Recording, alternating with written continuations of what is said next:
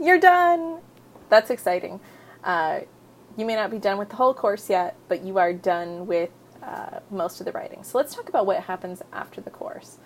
I really see this as a utilitarian course. The paper you're writing is not that valuable in and of itself. It's probably not that great of a paper. Even if the quality of your writing is strong, the paper itself just doesn't have that many sources. It's not that meaningful in the real world. Hate to break it to you. The study you've designed is probably not one you would even want to run, let alone whether it would be really useful to have in the world. But along the way, you've picked up a lot of skills. You've learned a lot of resources, so templates you can use in the future. You've learned how to use the manual. Even if you don't keep the Superman book, you've learned some things from it, and you know that there are books out there that can help you learn how to be a better writer. You've also learned how to use tutors at the Writing Center or online. You've learned when to reach out to your instructor for help. My hope is that you will you'll keep the links to the YouTube videos and the templates so that you can use them in the future, and that you will, my brain just stopped working, but that you'll keep, obviously, the work you did to help you build on for the future as well. And the I haven't talked to all of the faculty in psych at Caldwell, but my understanding is that they are happy to have you use the templates that you got in this class, because it means you have a better chance of doing it right.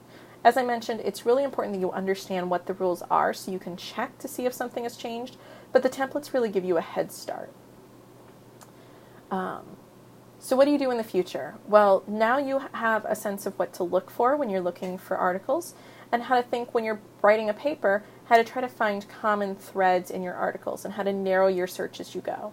In many ways, it'll be easier in the future when you have longer papers because there's more material to work with. So even though you have to organize, there's more going on to organize, you have more things to say, which helps. It helps you, especially with the integration.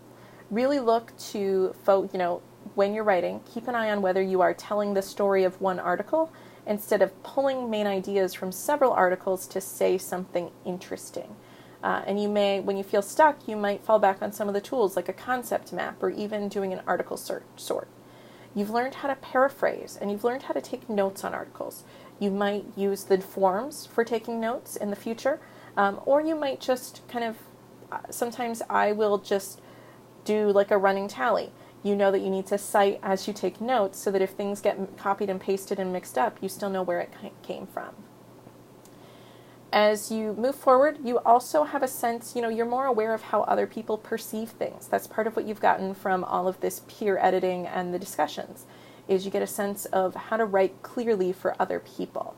That's a skill that doesn't just affect your academic writing. It affects the emails you write, the cover letters and resumes that you write. You have more awareness of what other people are looking for.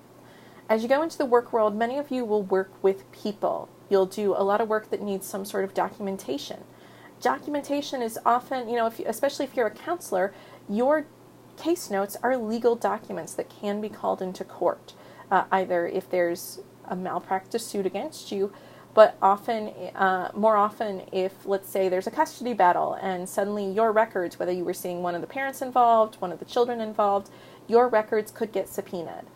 Now, you usually try to talk the judge into letting you submit a summary of work rather than just opening up your record book, but you could be required to open up your records in court. And so you want to make sure that your records are clear, accurate, appropriate. You'll get lots of training and supervision on how to do that, but keep in mind those are skills you're working toward if counseling is a goal that you have. If you want to go into HR, documenting is a huge part, written communication. Those are huge pieces of what happens. Almost anything you do with a psych degree is going to involve written communication. And to be honest, the work that we've done will probably change the way you communicate verbally too. Because again, you have this sense of when you need to be precise and when you need to be clear and kind of plain English. So you're growing awareness of this. As you keep going forward in your classes, keep using these skills. Experiment a little, see what pieces you want to keep. I highly doubt that anyone's going to go through every single step that we used for this class in the future, but pay attention to which steps are the most helpful. And when you feel stuck on a paper, think about what you can do to break it down into smaller steps. So think about, okay, what did we do in writing in psych? And even if you didn't seem to find it that helpful when we did it now, think about whether there's a way you can do it to be helpful in the future.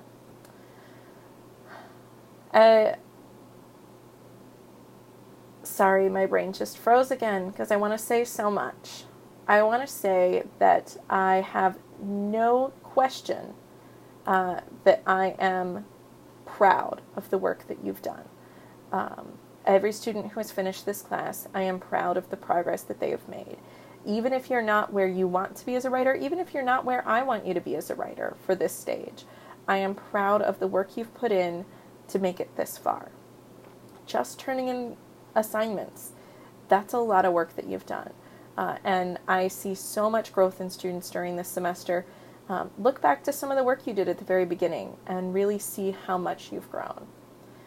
If you have any questions or issues, feel free to contact me. I am here. I have office hours, but you can reach out to me in the future too.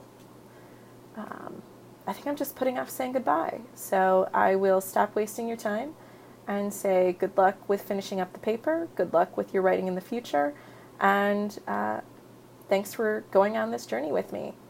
Thanks. Happy writing.